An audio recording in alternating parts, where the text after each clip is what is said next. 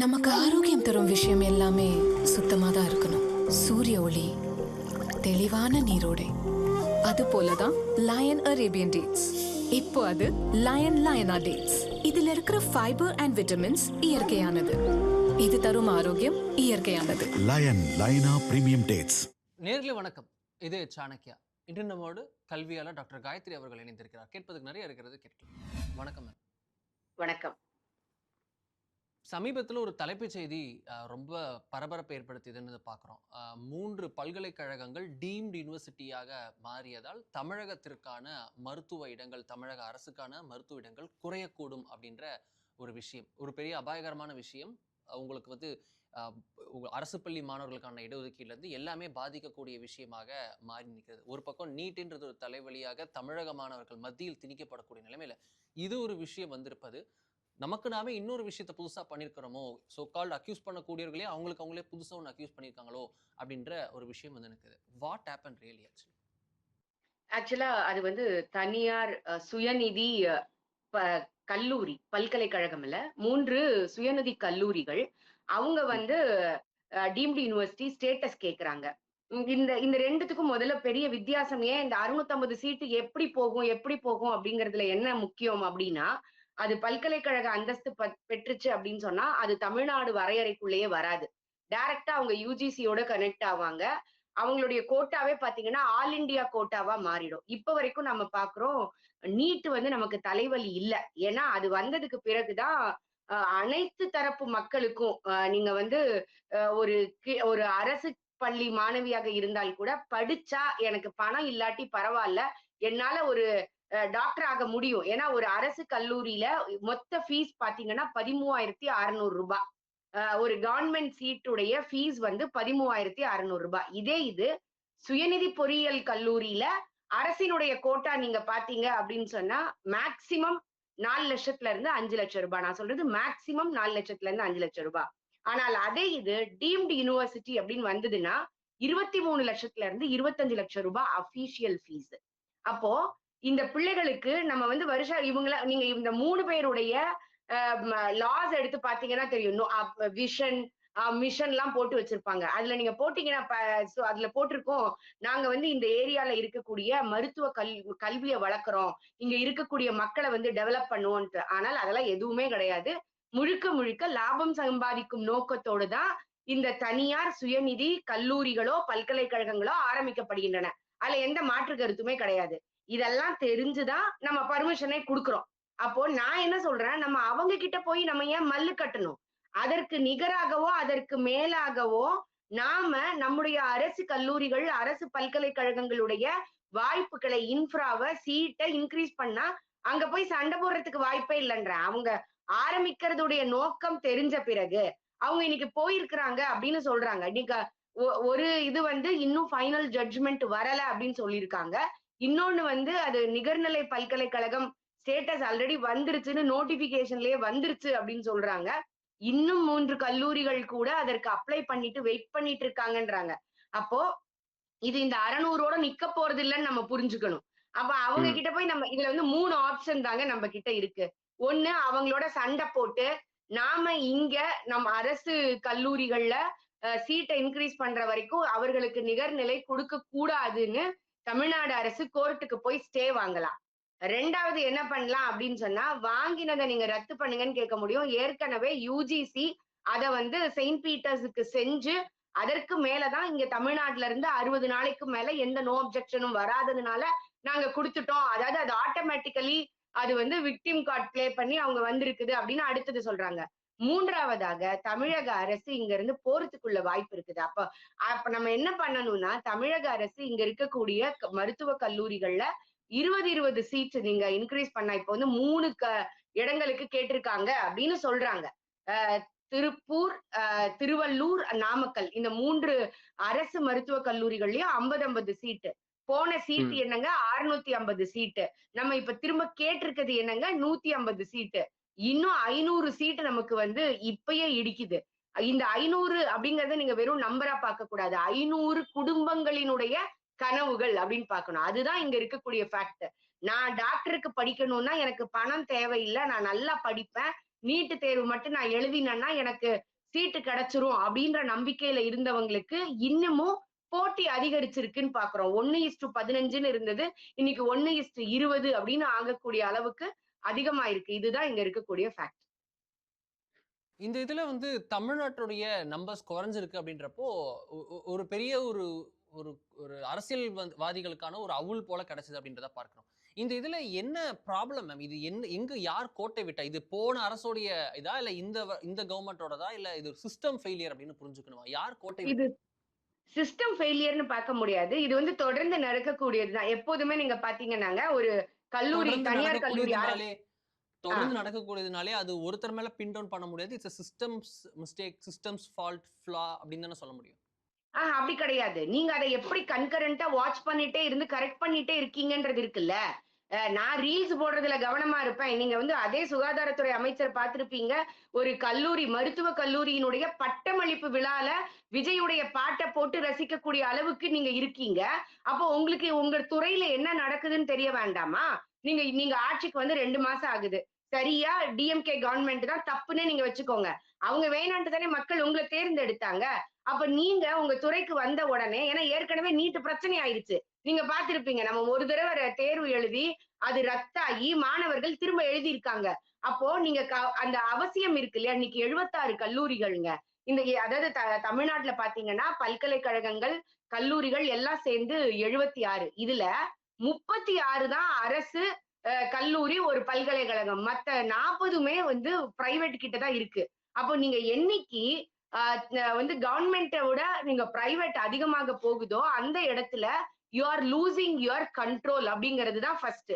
அது நீங்க தெரிஞ்சுதான் இது வந்து எல்லா கவர்மெண்ட்டும் அவரவர்களுடைய தேவைக்காக நீங்க கண்ணை மூடிட்டு உங்களால சொல்ல முடியும். இங்க இருக்கக்கூடிய இன்ஜினியரிங் கல்லூரிகளோ, அரசியல் மருத்துவ கல்லூரிகளோ, இல்ல வந்து அரசியல் பின்புலம் இல்லாதவர்களோட கிடையவே கிடையாது. அது எந்த கல்லூரியா இருக்கட்டும். இன்னைக்கு வந்து சுகாதாரத்துறை அமைச்சர் சொல்றாரு, வந்து இது வந்து திமுக அரசினுடையது, இது வந்து அதிமுக அரசினுடையது, மரிய செல்வனுக்கு பின்னாடி எந்த கல்லூரி பல்கலைக்கழகம் இருக்கு? அடுத்து நான் கேட்பேன், நீங்க ஆட்சிக்கு வரல, அதனால அதுக்கு முன்னாடி டிஎம்கே ஏடிஎம்கே கல்லூரி வச்சிருந்தாங்க.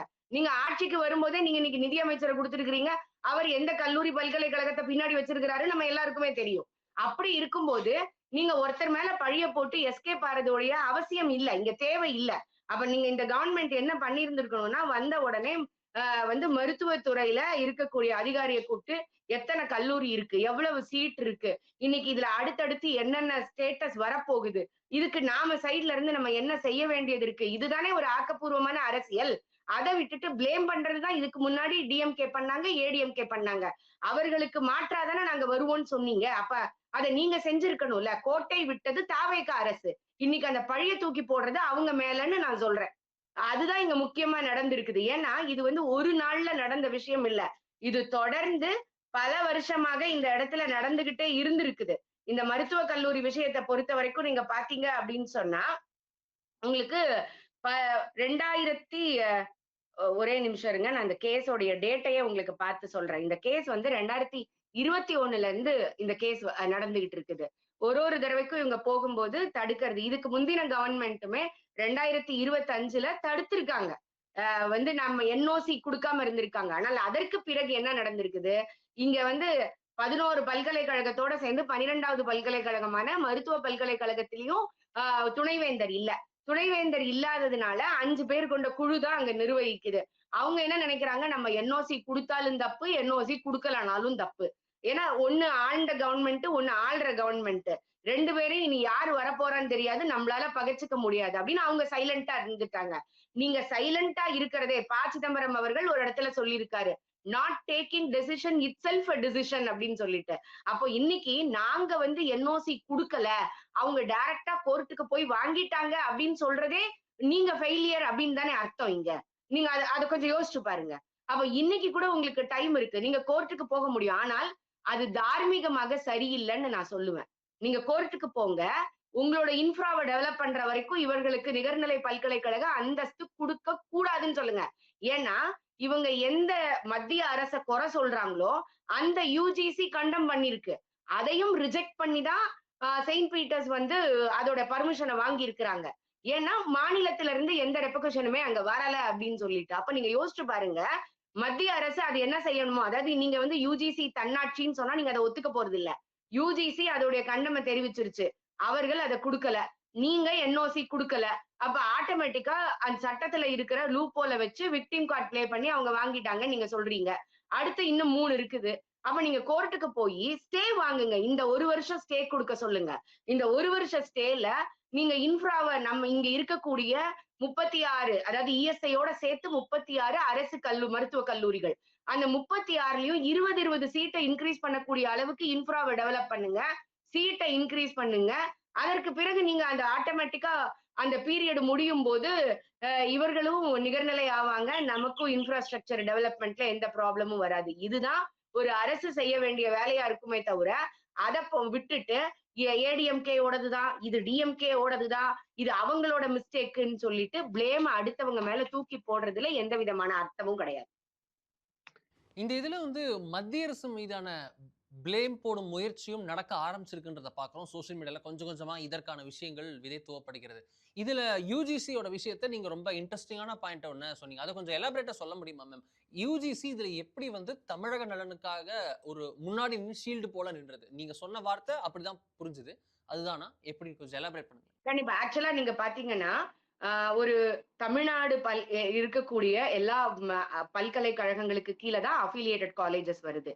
ஆனால், இந்த தமிழ்நாட்டில இருக்கக்கூடிய அரசு பல்கலைக்கழகங்களே, அது லா காலேஜா இருந்தாலும் சரி, மெடிக்கல் காலேஜா இருந்தாலும் சரி, ஆர்ட்ஸ் அண்ட் சயன்ஸா இருந்தாலும் சரி, எல்லாமே யுஜிசிக்கு கீழ தான் வரணும். நீங்க இப்போ டைரக்ட்டா ஒரு பிரைவேட் யூனிவர்சிட்டியாக இருந்தாலும், அவர்கள் யுஜிசிக்கு கீழ தான் வருவாங்க. எல்லாமே யுஜிசிக்கு கீழ தான் வருவாங்க. அந்த யுஜிசி அப்படிங்கிறது எப்படி தேர்தல் கமிஷனோ, அதே போல ஒரு தன்னாட்சி. அவர்களுக்குன்னு ஒரு டீம் இருக்கும். அவர்கள் தனியாக இயங்குவாங்க. ஆனா ஆட்டோமேட்டிக்கா நம்ம எல்லாருக்குமே தெரியும், மத்திய அரசுக்கு எதிராக உள்ள கொள்கைகளை இவங்க எடுத்துட்டு வர மாட்டாங்க. ஆனால் அந்த முழுக்க முழுக்க தன்னாட்சி தான். யாரும் சென்ட்ரல் கவர்ன்மெண்ட் வந்து நீ இத இப்படித்தான் இயக்கணும் அப்படின்னு எந்த டைரக்ட் கண்ட்ரோலும் யுஜிசிய பண்ணாது. ஆனா யுஜிசிய என்ன பண்ணும் அப்படின்னா, ஒவ்வொரு முறையும் தன்னை சுய பரிசோதனை செஞ்சுட்டு, ஒவ்வொரு பீரியடுக்கு தகுந்த மாதிரி ரூல்ஸ் அண்ட் ரெகுலேஷன்ஸ சேஞ்ச் பண்ணிட்டே இருப்பாங்க.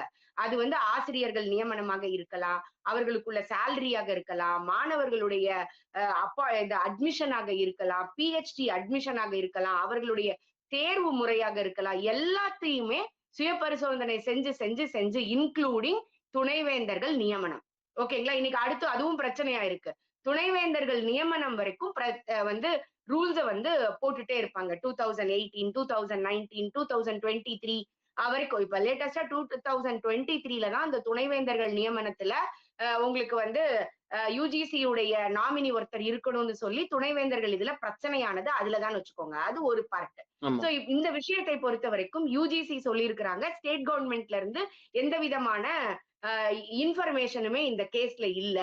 அப்படிங்கும்போது அதாவது இத மத்திய அரசா எடுத்துக்க கூடாது. யுஜிசி தரப்புல இருந்து கோர்ட்ல சொன்னது, ஸ்டேட் கவர்ன்மெண்ட் தரப்புல இருந்து எந்த விதமான அக்செப்டன்ஸோ, ரிஜெக்ஷனோ இல்லாத பொழுது யுஜிசி அத டைரக்ட்டா குடுக்காது அப்படின்னு சொல்லும் பொழுது, கோர்ட் என்ன சொல்லிருச்சு, நீ 60 நாள் ஆகியும் குடுக்கல அப்படிங்கிறதுனால, ஆட்டோமேட்டிக்கா இது வந்து யார் கேஸ் ஃபைல் பண்ணார்களோ அவர்களுக்கு சாதகமாக. இது எதை பொறுத்தது அப்படின்னா, நீங்க துணைவேந்தர்கள் நியமனத்துல 13 இது ஃபைல் பெண்டிங்கா இருக்கு அப்படின்னு சொல்லி ஆளுநருக்கு எதிராக தமிழக அரசு சுப்ரீம் கோர்ட்டுக்கு போச்சு. சுப்ரீம் கோர்ட் என்ன சொல்லுச்சு? நீங்க தகுந்த காலத்துல பதில் சொல்லாததுனால அந்த 13ம் அப்படியே ஏற்றுக்கொள்ளப்பட்டதுன்னு. ஆனால் அதற்கு பின்னால இருக்கக்கூடிய ரூல்ஸ் அண்ட் ரெகுலேஷன்ஸ் என்டையர்லி டிஃபரெண்டா இருந்தது.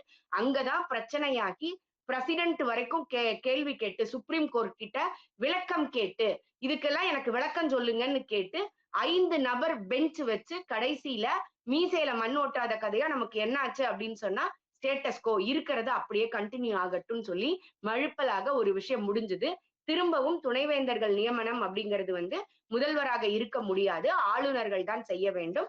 அதற்கு சுப்ரீம் கோர்ட் என்ன வழிகாட்டுதல் வந்துருச்சோ, ஏன்னா ஒன்ஸ் நீங்க சுப்ரீம் கோர்ட்டுக்கு போயிட்டீங்க அப்படின்னா, சுப்ரீம் கோர்ட்டுடைய டைரக்ஷனோ ஜட்ஜ்மெண்டோ வந்துருச்சு அப்படின்னா, அது முடியிற வரைக்கும் அதுல மாற்றம் வர்ற வரைக்கும் அதை யாராலையுமே மாற்ற முடியாது. சென்ட்ரல் கவர்மெண்டே நினைச்சாலும் திரும்பவும் கோர்ட்டுக்கு தான் போய் மாத்தணும். அதுலதான் இந்த நீட் வந்து சுப்ரீம் கோர்ட்டுடைய டைரக்ஷன்ல தான் இன்னைக்கு நடக்குது. ஏன்னா முதல்ல இருந்த டிஎம்கே கவர்மெண்ட், மன்மோகன் சிங் கவர்மெண்ட் வேணும்னு சொல்லுச்சு நீட்டு, அதற்கு பிறகு வேண்டான்னு சொல்லுச்சு. அதற்கு பிறகு கோர்ட் என்ன சொல்லிச்சு, இப்படிலாம் நீ விளையாடக்கூடாது, இது மாணவர்களோட நல்லதுக்கு தான், அப்படியே கண்டினியூ ஆகட்டும்னு. அதற்கு பிறகு இன்னி வரைக்கும் அதை மாத்த முடியல, இன்க்ளூடிங் பேண்டமிக் பீரியட்.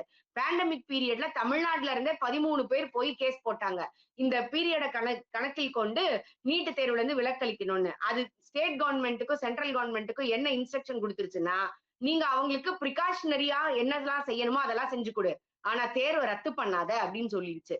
இதுதான் இந்த யுஜிசியினுடைய பவர். யுஜிசி எல்லாரும் சொல்லுவாங்க மத்திய அரசு காசு கொடுக்குது அப்படின்னு சொல்லிட்டு. இன்னைக்கு இருக்கக்கூடிய அரசு பல்கலைக்கழகங்களுடைய இன்ஃப்ராஸ்ட்ரக்சர் டெவலப்மெண்ட் இருக்கு இல்லையா, இன்னைக்கு இருக்கக்கூடிய மருத்துவ கல்லூரிகளாக இருக்கட்டும், தமிழகத்தில் இருக்கக்கூடிய பல்கலைக்கழகங்களா இருக்கட்டும், அழகப்பா யூனிவர்சிட்டி 100 கோடி ரூபாய் வாங்கியிருக்கு. பாரதியார் யூனிவர்சிட்டி ரூசா ஃபண்ட்னு 100 கோடி ரூபாய் மத்திய அரசுல இருந்து வாங்கியிருக்கு. இதெல்லாம் எப்படி வாங்குவாங்க யோசிச்சு பாருங்க. நீங்க சம்பளம் இந்த அரசு கொடுக்குது, மெயின்டெனன்ஸ் இந்த அரசு பண்ணுது. ஆனால் ஒவ்வொரு லேபாக இருக்கட்டும், அந்த லேப்ல இருக்கக்கூடிய விஷயங்களாக இருக்கட்டும், இன்னைக்கு அண்ணா யூனிவர்சிட்டியில இருக்கக்கூடிய அட்டல் இன்குபேஷன் சென்டராக இருக்கட்டும், அத்தனையும் சென்ட்ரல் கவர்மெண்ட் கொடுத்த நிதி. சோ அது எப்படி வருது, யுஜிசி மூலமாக உங்களுக்கு வருது. சோ யுஜிசியினுடைய ஹேண்ட் இல்லாம அந்த சர்டிபிகேட்டே இன்வாலிட். நீங்க யுஜிசி ஒரு இடத்துல நிராகரிச்சிருச்சு, நீங்க நாளைக்கு அது துணைவேந்தர்கள் நியமனம் உட்பட துணைவேந்தர்கள் நியமனத்துல நீங்க யுஜிசியோட நாம்ஸை ஃபாலோ பண்ணலன்னா அந்த பல்கலைக்கழகமே வந்து அக்செப்ட் பண்ணதாக ஆகாது. அங்க கொடுக்கக்கூடிய சர்டிபிகேட்டை இன்வாலிட் அப்படிங்கக்கூடிய நிலைமை தான் ஆஸ் பெர் த ரூல் இருக்கு. Okay ma'am.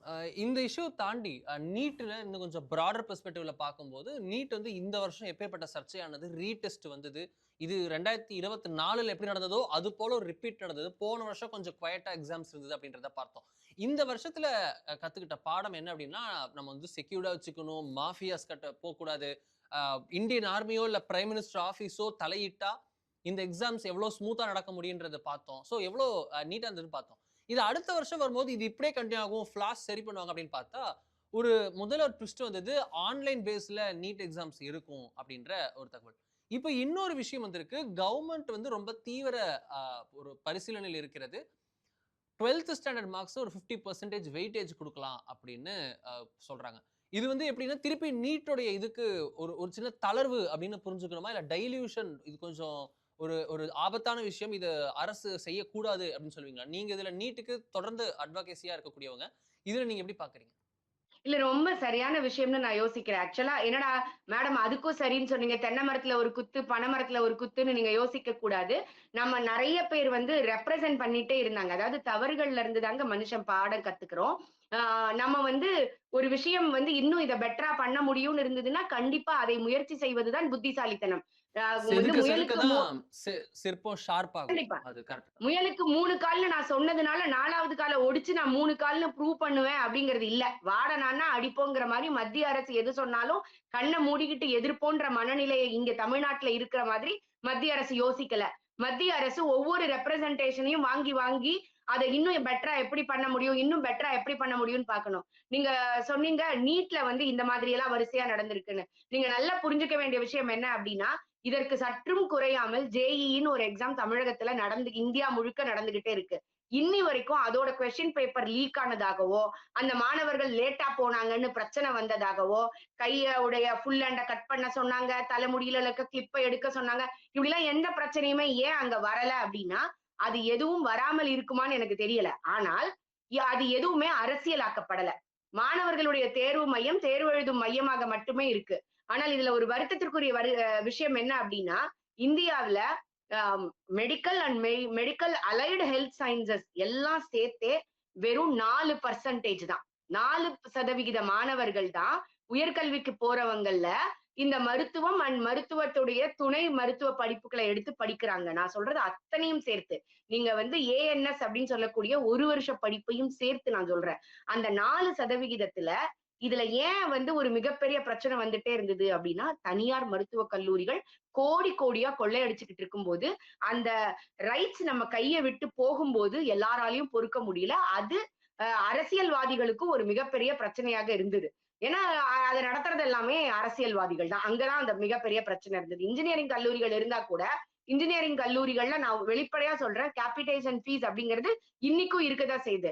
ஒரு 7 லட்சமோ 8 லட்சமோ இருக்கும். ஆனால் ஒரு மருத்துவ கல்லூரின்னு வரும்போது எவ்வளவு மார்க் குறையுதோ அவ்வளவு லட்சங்கள் உங்களுக்கு அதிகம். 60 லட்சத்துல இருந்து 1 கோடி ரூபாய் வரைக்கும் கேபிடேஷன் ஃபீயே வாங்கின கல்லூரிகள் இங்க தெரியும். சீட்டுல எழுதி கொடுத்து அது மாட்டிக்கிட்டு அவர்கள் அரெஸ்ட் ஆன கதை உங்களுக்கு தெரியும். நான் பேரை சொல்ல இங்க விரும்பல. உங்களுக்கு தெரியும். அப்படி இருக்கும்போது இவரை எப்படிடா சரி பண்றதுன்னு தான் நமக்கு நீட் வந்துச்சு. சரி, அப்ப நீட்ல ஒரு லூப் ஹோல் ஐடென்டிஃபை பண்றான், ப்ராக்ஸி பண்ணலாம், வந்து கொஸ்டின் பேப்பரை லீக் பண்ண வைக்கலாம். அப்ப அடுத்து அவங்க யோசிக்கிறாங்க என்ன பண்ணலாம், ஆன்லைன்ல கொண்டு வரலாமா. ஆனால் முதல்ல இருந்தே எல்லாரும் நிறைய பேர் சொல்லிக்கிட்டே இருந்தது, நானும் அதை என்ன சொல்லியிருந்தேன் அப்படின்னு சொன்னா, ஒரு வாய்ப்பு கிடைக்கும் அப்படின்னு சொன்னா கண்டிப்பா ரீகன்சிடர் பண்ணலாம். எப்படி வந்து இந்த இஸ்லாமியர்களுக்கு உள்ஒதுக்கீடுன்னு வந்ததோ அதே போல முதல்ல நான் வந்து ஜெயா டிவில நான் சொன்னேன், நீங்க இதை வேண்டான்னு நினைக்கிறதுக்கு பதிலா அரசு கல்லூரி மாணவர்களுக்கு, பள்ளிக்கூடத்துல படிக்கிற மாணவர்களுக்கு வந்து ஒரு உள்ளொதுக்கீடுன்னு ஏன் கொண்டு வரக்கூடாதுன்னு இன்னைக்கும் அந்த காணொலி என்கிட்ட இருக்குது. நான் அதை ரைஸ் பண்ணேன். அதே போல நிறைய பேர் சொன்னாங்க, இன்னைக்கு நிறைய பிரைவேட் ஸ்கூல்ஸ்ல என்ன நடக்குது அப்படின்னா, டைரக்டா கோச்சிங் சென்டருக்கே போயிடுறாங்க. ஸ்கூலுக்கே வர்றது கிடையாது. ஒவ்வொரு ஸ்கூலும் ஒரு கோச்சிங் சென்டரோட கனெக்ட் வச்சிருக்காங்க. அவங்க இங்க வர்றதே நீங்க பாத்தீங்கன்னா பிசிக்ஸ், கெமிஸ்ட்ரி, பயாலஜி உங்களுக்கு வந்து டெஸ்ட் இருக்கு நீட்டுக்கு அப்படின்னா, அவங்க இங்க வர்றது வந்து இங்கிலீஷுக்காகவும் மத்த ஒரு சப்ஜெக்டுக்காகவும் வாரத்துக்கு 1 நாள் 2 நாள் ஸ்கூலுக்கு வருவாங்க. மத்த எல்லா நாளுமே இருந்தது. I am dead against to that. So நான் அதை தொடர்ந்து வலியுறுத்திக்கிட்டே இருந்தேன். அப்போ நீங்க ரெண்டுத்துக்கும் ஈக்குவல் இம்பார்ட்டன்ஸ் கொடுங்க. இன்ஜினியரிங் காலேஜுக்கு நீங்க போற மாணவர்களை பாத்தீங்கன்னா, அவன் வந்து 85% மார்க் எடுத்திருப்பான். ஆனா அன்பார்ச்சுனேட்லி ஃபர்ஸ்ட் செமஸ்டர்ல பாத்தீங்கன்னா பிசிக்ஸ்ல அரியர் வைக்கிறான் அவன். நீங்க வருத்தத்திற்குரிய விஷயம், நிறைய மாணவர்கள் மேக்ஸ்லயும் பிசிக்ஸ்லயும் அரியர் வைக்கிறாங்க. எஸ்பெஷலி பிசிக்ஸ் அப்படின்னு. ஏன் அப்படின்னா அவங்களுக்கு 11th 12th படிக்கும்போது எல்லா எக்ஸ்பெரிமெண்ட்டும் செஞ்சு கொடுக்கறதே கிடையாது. தியரி பார்ட் மட்டும் சொல்லிட்டு உனக்கு 3 எக்ஸ்பெரிமெண்ட், இந்த 3த்துல 1 உனக்கு வந்துரும்.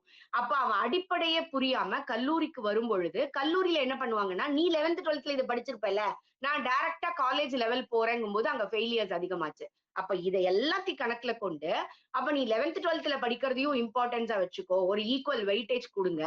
அப்போ இந்த நீட் மார்க்காக இருக்கட்டும், ஜேஇஇ மார்க்காக இருக்கட்டும், அப்ப அதுக்கு ஈக்குவல் இம்பார்ட்டன்ஸ் கொடுக்கும்போது நீங்க கோச்சிங் சென்டரை மட்டும் நம்பி இருக்கிறதோட எண்ணிக்கை கொஞ்சம் கொஞ்சமாக குறையும். கான்செப்ட ஒழுங்கா படிச்சா இங்க பப்ளிக் எக்ஸாம்லயும் என்னால மார்க் எடுக்க முடியும். அதை வந்து நான் எம்சிக்யூவா இங்கேயும் வந்து எக்ஸ்ப்ளோர் பண்ண முடியும் அப்படிங்கக்கூடிய நிலைமைக்கு இது கண்டிப்பாக கொண்டு வரும் அப்படின்னு நான் நம்புறேன். அதுல இன்னொரு பிரச்சனை இருக்கு ஆக்சுவலா. என்ன அப்படின்னா, இந்தியா முழுக்க பல்வேறு போர்ட்ஸ் இருக்கு. தமிழகத்திலேயே நீங்க எடுத்துக்கிட்டீங்கன்னா மெட்ரிகுலேஷன் போர்டு இருக்கு, சிபிஎஸ்இ இருக்கு, ஐசிஎஸ்இ இருக்கு. இந்த 3 இருக்கு. அந்த 3 மாணவர்களும் சேர்ந்துதான் காமன் காம்படிஷனாக கல்லூரிக்கு வரும்போது வராங்க.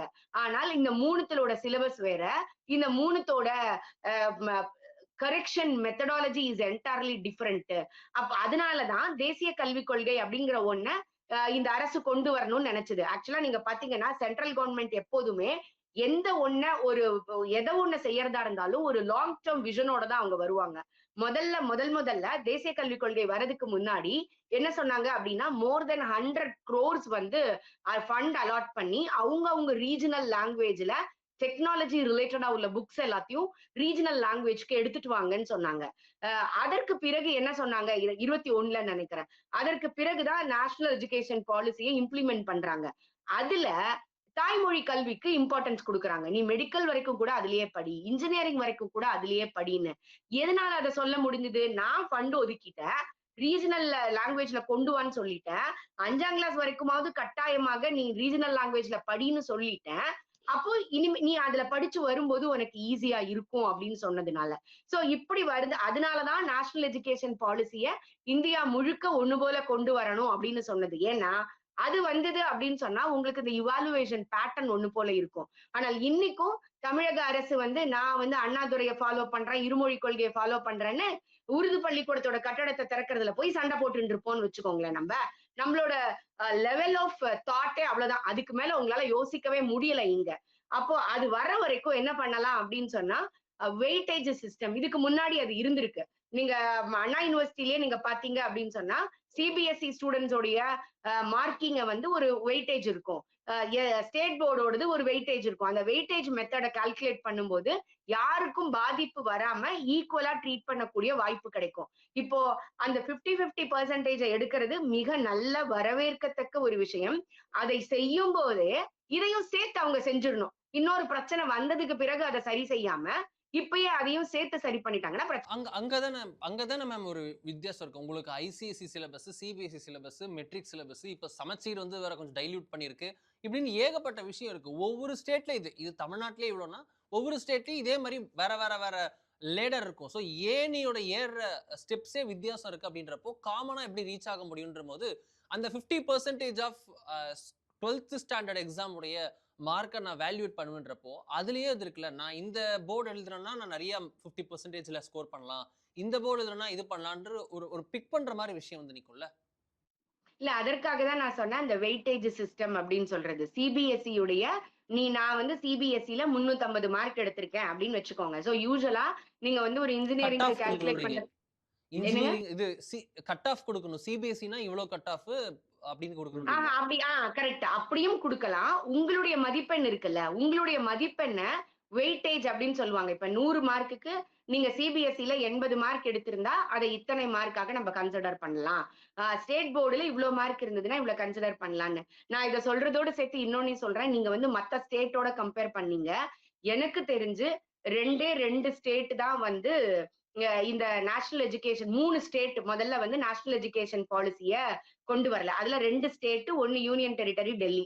டெல்லியோடது அவங்க என்ன பண்ணிட்டாங்க, ஈவன் ஹெட் ஆஃப் என்சிஇஆர்டி அவங்க கொண்டு வந்துட்டாங்க. அதனால உங்களுக்கு பிரச்சனை இல்ல. அவங்களுடைய மார்க்கிங் சிஸ்டம்ல இருந்து எல்லாமே நம்மளோடதோட சேர்ந்துருச்சு. அதாவது காமன் நேஷனல் எஜுகேஷன் பாலிசிக்கு அட் பார் தான் அவங்க வச்சிருக்காங்க. ஆனா அவங்க அதை பேர் வைக்காம நான் தனியா பேர் வச்சுப்பேன், நான் உன்னோட சேர மாட்டேன்னு சொல்லிட்டாங்க. இங்க சேர்றது சேராது பிரச்சனை இல்ல, மாணவர்கள் பாதிப்பாகாம இருக்கிறது தான் நமக்கு பிரச்சனை.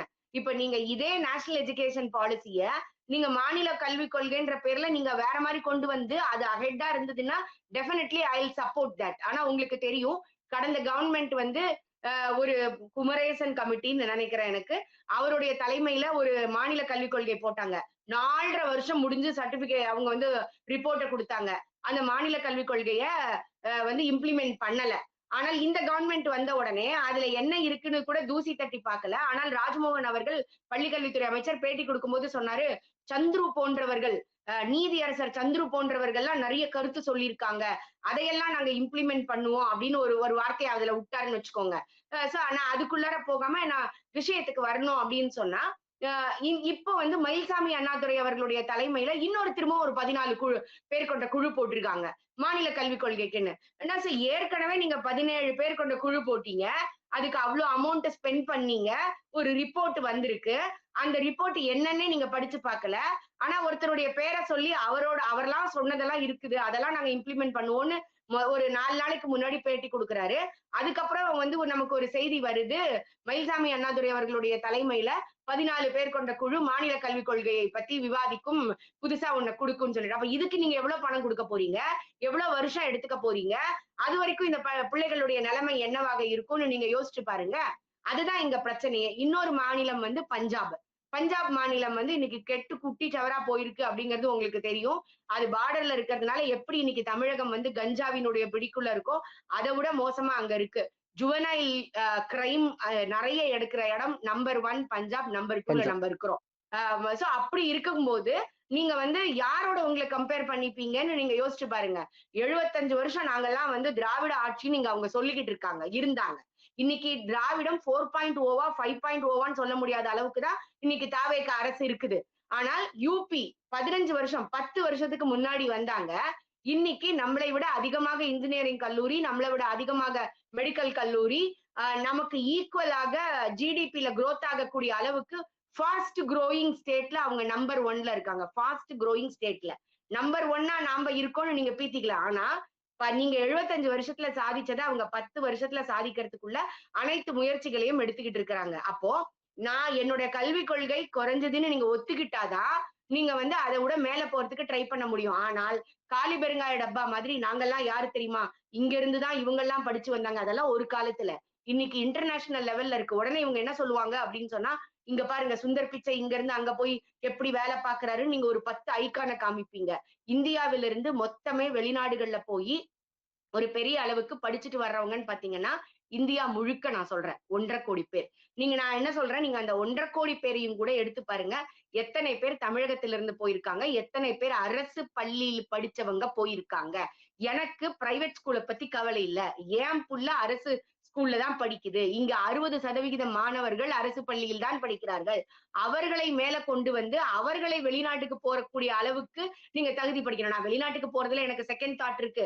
That is different. ஏன்னா இன்னைக்கு உலகத்துல உள்ள பல்கலைக்கழகங்கள்லாம் இந்தியாவுல வந்து அவங்களுடைய ஆஃப் கேம்பஸ கொண்டு வரணும்னு சொல்லி பிளான் பண்ணிட்டு இருக்காங்கன்றது அடுத்த ஒரு விஷயம்னு வச்சுக்கோங்க.